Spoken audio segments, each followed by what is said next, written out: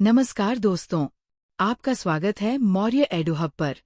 अगर आप अपनी तैयारी को परखना चाहते हैं और फटाफट रिवीजन करना चाहते हैं, तो ये वीडियो सिर्फ आपके लिए है। आज हम भारत के संवैधानिक विकास से जुड़े उन सभी महत्वपूर्ण प्रश्न उत्तर को हल करेंगे जो अब तक हम पढ़ चुके हैं। वीडियो को अंत तक जरूर देखें और ऐसे ही ज्ञानवर्धक कंटेंट के लिए हमारे चैनल को सब्सक्राइब करें। चलिए शुरू करते हैं। प्रश्न, ईस्ट इंडिया कंपनी को पूर्वी देशों में व्यापार का एकाधिकार कब मिला? उत्तर, 31 दिसंबर 1600 ईस्वी को ब्रिटेन की महारानी एलिजाबेथ प्रथम के राजलेख द्वारा। प्रश्न, किस युद्ध के बाद ईस्ट इंडिया कंपनी को भारत में राजनैतिक सत्ता प्राप्त हुई? उत्तर, 1757 के प्लासी के युद्ध के बाद। प्रश्न, ब्रिटिश संसद ने ईस्ट इंडिया कंपनी पर नियंत्रण स्थापित करने के लिए पहला अधिनियम कब पारित किया? उत्तर, 1773 में। प्रश्न, किस अधिनियम को एक्ट ऑफ सेटलमेंट के नाम से भी जाना जाता है? उत्तर, 1781 का संशोधनात्मक अधिनियम। प्रश्न, रेगुलेटिंग एक्ट 1773 का मुख्य उद्देश्य क्या था? उत्तर, कंपनी की आर्थिक स्थिति में सुधार करना, भ्रष्टाचार समाप्त करना और उस पर संसदीय नियंत्रण स्थापित करना। प्रश्न, 1773 के रेगुलेटिंग एक्ट के तहत बंगाल का प्रथम गवर्नर जनरल कौन था? उत्तर, वॉरेन हेस्टिंग्स। प्रश्न, किस अधिनियम द्वारा मद्रास और बंबई के गवर्नरों को बंगाल के गवर्नर जनरल के अधीन किया गया? उत्तर, 1773 का रेगुलेटिंग एक्ट। प्रश्न, कलकत्ता में सुप्रीम कोर्ट की स्थापना किस अधिनियम के तहत हुई और कब? उत्तर, 1773 के रेगुलेटिंग एक्ट द्वारा 1774 में। प्रश्न, कलकत्ता सुप्रीम कोर्ट के प्रथम मुख्य न्यायाधीश कौन थे?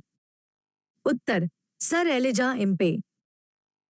प्रश्न, किस अधिनियम ने कंपनी के कर्मचारियों के निजी व्यापार पर पूर्ण रोक लगा दी? उत्तर, 1773 के रेगुलेटिंग एक्ट ने। प्रश्न, किस अधिनियम द्वारा द्वैध शासन की शुरुआत हुई?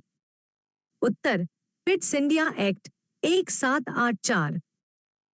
प्रश्न, पिट्स इंडिया एक्ट 1784 के तहत कितने सदस्यीय नियंत्रण मंडल, बोर्ड ऑफ कंट्रोल, का गठन किया गया? उत्तर, 6 सदस्यीय। प्रश्न, किस अधिनियम ने कंपनी के भारतीय व्यापार के एकाधिकार को समाप्त कर दिया? उत्तर, 1813 का चार्टर एक्ट। प्रश्न, 1813 के चार्टर एक्ट के बाद भी कंपनी का किन 2 चीजों पर एकाधिकार बना रहा? उत्तर, चाय के व्यापार और चीन के साथ व्यापार पर।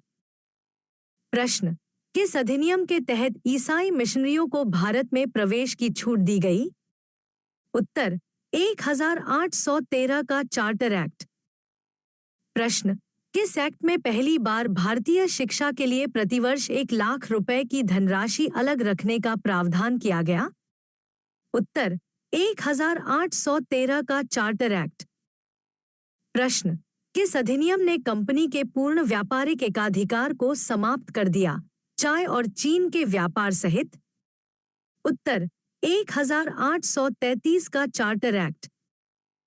प्रश्न, 1833 के चार्टर एक्ट के तहत बंगाल का गवर्नर जनरल क्या कहलाने लगा?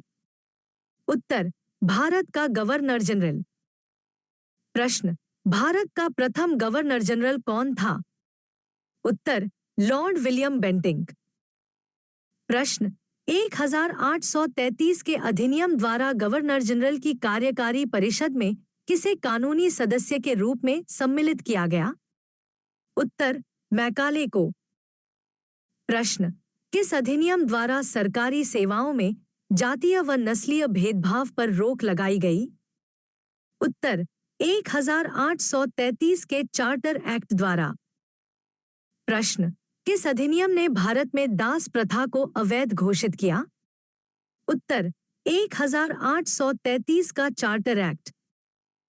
प्रश्न, गवर्नर जनरल एलन बरो ने दास प्रथा को पूर्णतः कब समाप्त किया? उत्तर, 1843 ईस्वी में। प्रश्न, किस अधिनियम द्वारा भारत में शिक्षा के प्रसार के लिए सालाना राशि 1 लाख रुपए से बढ़ाकर 10 लाख रुपए कर दी गई? उत्तर, 1833 का चार्टर एक्ट। प्रश्न, किस अधिनियम द्वारा सरकारी नियुक्तियों के लिए प्रतियोगी परीक्षा का विधान किया गया? उत्तर, चार्टर अधिनियम 1853।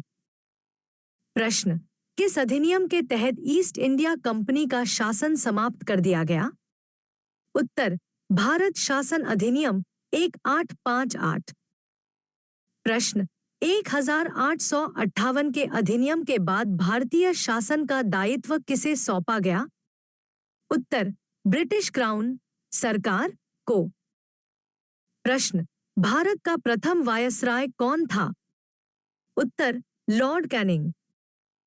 प्रश्न, 1858 के अधिनियम द्वारा कोर्ट ऑफ डायरेक्टर्स और बोर्ड ऑफ कंट्रोल को समाप्त कर किसका गठन किया गया?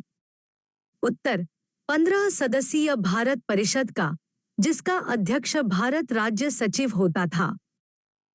प्रश्न, 1861 के भारत परिषद अधिनियम के तहत लॉर्ड कैनिंग ने पहली बार किस प्रणाली की शुरुआत की? उत्तर, विभागीय प्रणाली, पोर्टफोलियो सिस्टम। प्रश्न, किस अधिनियम द्वारा भारतीय सदस्यों को बजट पर बहस करने और प्रश्न पूछने का अधिकार मिला, लेकिन पूरक प्रश्न का नहीं? उत्तर, 1892 का भारतीय परिषद अधिनियम।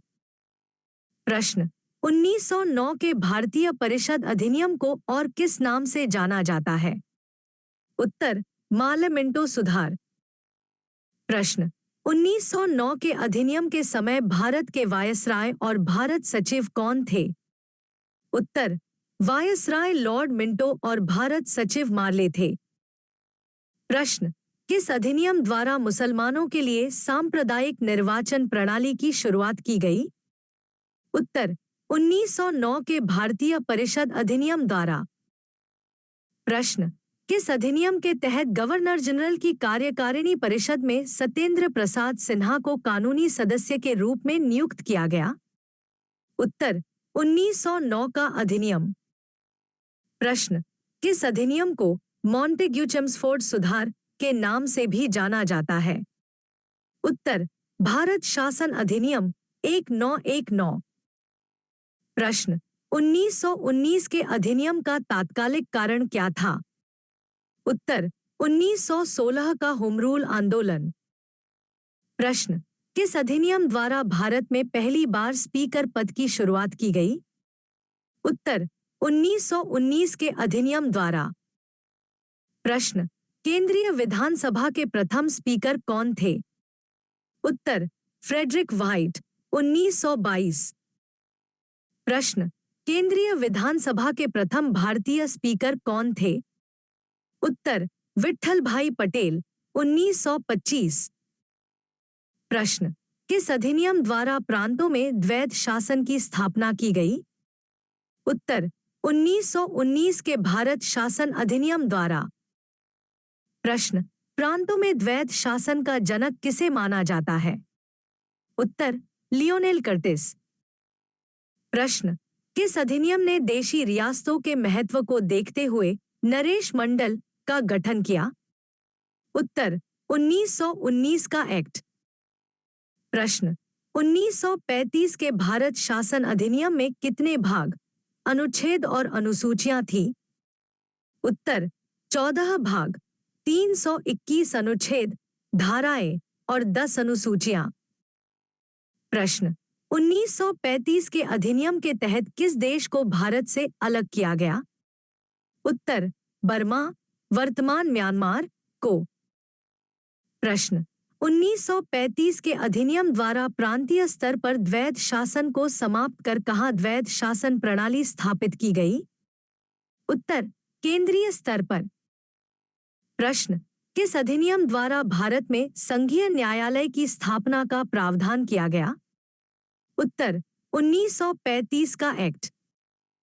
प्रश्न, किस एक्ट के तहत हरिजनों, अनुसूचित जातियों को पहली बार पृथक सांप्रदायिक निर्वाचन का अधिकार दिया गया? उत्तर 1935 के भारत शासन अधिनियम द्वारा। प्रश्न, किस अधिनियम के तहत भारतीय रिजर्व बैंक की स्थापना का प्रावधान किया गया? उत्तर 1935 के भारत शासन अधिनियम द्वारा। प्रश्न, किस नेता ने 1935 के अधिनियम को यह अनेक ब्रेकों वाली इंजन रहित गाड़ी के समान है और दास्ता का आज्ञापत्र कहा?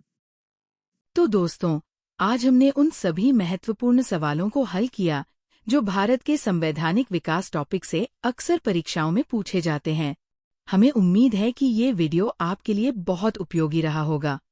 वीडियो को अंत तक देखने के लिए आपका बहुत बहुत धन्यवाद। अगर आपको ये वीडियो पसंद आया तो लाइक करें और ऐसे ही ज्ञानवर्धक वीडियो के लिए हमारे चैनल को सब्सक्राइब करना न भूलें। मिलते हैं अगले वीडियो में।